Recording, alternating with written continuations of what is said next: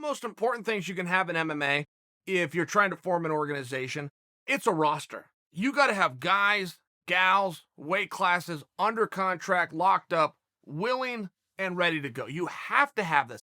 By example, I mean, I get so frustrated with MMA, and I hate bad mouthing MMA. I've just never seen anything in my life with more fake tough guys in it. Never. You've got all these fighters whose least favorite thing to do in the world is to fight. Oh, my shoulder hurt. I'm out. Oh, I can't make weight. I'm out. Oh, I don't feel good. I'm out. I don't know anything about this. I don't get it. I don't know who raised these wimps, but this is what it is. So you have to be able to bring in the next guy. Offer an opportunity to somebody else. To give you an example, there was a very good show a number of years ago called Affliction. When I say it was a very good show, they put a lot of money into it. They had a good production. They had a solid roster. I remember seeing Arlovsky fight against Fedor in that. Matt Lindland, who was the number one ranked fighter in the world, fighting Vitor Belfort, who's a former world champion. Josh Barnett's fighting Pedro Hisam. I could keep playing this game. It was a good show. But it didn't have depth of a roster. And they had a card coming up. It was to be Affliction 3. It was Josh Barnett versus Fedor Emelianenko. Very big fight. That's a big fight right this second. If Scott Coker wanted to make that fight, he's got them both under contract. But at that time, this was huge. This was a dream match. Okay. Something happens with Barnett and his licensing. He's out of the fight. This is like 8 days before the contest. Their rosters weren't deep enough. And no fault to them. They were just a new company. They didn't have a big roster yet. There was nobody to slide in there and put against Fedor. Not only did they cancel the event, they closed the doors. They were out of business. It's a very important, very real, and very powerful and very necessary thing if you're going to run a promotion, that you got a roster. So it never ceases to amaze me, though, how many guys get in a spot or a position and then try to point the gun back at the bosses. Think they've got all the power now. It's like, hey guys, let's not have a conversation about power. Let's not have a conversation about your worth or your fan base. Let's not do any of those things. Let's have a real quick conversation. Do you want to do this? Because if you don't want to do this, I don't want you to do it. I promote fights, but I don't force fights. I want to be a fight promoter, something that's exciting. Something that is energy-filled, something that is goal-driven. But if you don't want to be here, please just tell me that now, because that feels awkward, and I don't want to make you do it. Whatever your standing is, whatever your ranking is, or whatever title you have, you don't want to be here, please, by all means, don't.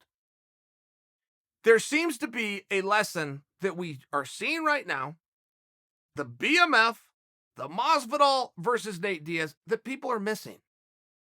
So many times I believe it has to be a world championship fight, which it doesn't. By the way, which it doesn't, this is evident and proof of that. So many times we believe that, and therefore a champion believes that he's holding all the cards. I don't even know what that means. Do you want to do it or don't you? Plenty of champions have walked away. No hard feelings. Won't embarrass you, won't shame. Plenty of champions just don't want to do it anymore. In all sports, they make it up to the loft. They climb Mount Everest. They don't want to climb it again. No problem.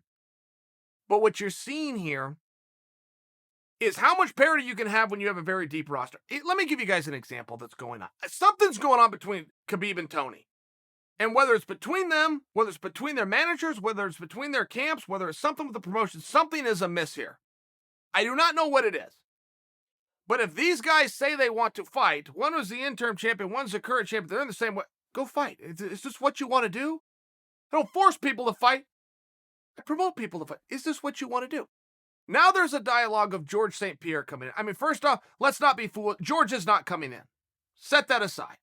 That is a tactic and a play. But you only bring that tactic and play in as a promoter when one of the two sides of Khabib and Tony don't want to come to the table. That's where you come out as the promoter to the world and let you know, hey, by the way, fellas, I don't need you. You said you wanted each other. My job is to put guys that the fans want to see who agree on doing it. If one of you isn't agreeing, just to let you know, I got a guy in Montreal that'll slide in right now and nobody's going to bat an eye. That tactic was deployed here, but it does beg a question of why. Which one of these guys is chickening out and why? Do they not want to fight anymore? Do they not want to fight each other? Any reason that you want to come up with. And people, for some reason, can always hang their hat on the argument of money. Well, I wasn't paid enough money. it means you don't want to fight. And that's all we want to know. But get the hell out of the way. So when a promoter has to bring in a tactic of option 3, of which is not going to happen, when he envelops that option, something's going on. And it's never as cut and dry. Here, let me give you guys a great example. You want to know a match you'd love to see? Everybody thinks it's got to be a sweepstakes. Is it going to be Conor versus Khabib? Is it going to be George versus Khabib? By God, it had better be Tony versus Khabib. Guys, I don't know who the skunk at the garden party is here, but I'll just throw you a couple of options. You tell me you don't want to see George fight Tony? Probably never even consider that. You tell me you don't want to see George fight Tony? There's a common belief that George will only come back if it's against Khabib, and only against Khabib because it would be for the world championship. You don't think George St-Pierre would come back to fight Conor McGregor? Little something to do before he gets into the Khabib mix? If he even gets in the mix. You don't think George St-Pierre would come back to fight Conor McGregor? I'm asking you that question. So now you start to see that there isn't a power thing here, and there doesn't need to be a display of power by anybody. Let's not get into this pissing contest. Let me just ask you one question. Do you want to fight? That's it. And there's no wrong answer, and not a whole lot of people say yes. It's a pretty small field. But it is as simple as that. We do not force fights here. This is not the gladiator days in ancient Rome.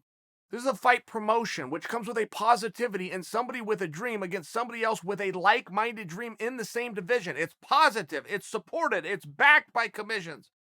It's aired on television. It comes with reward. But it starts with, do you want to fight?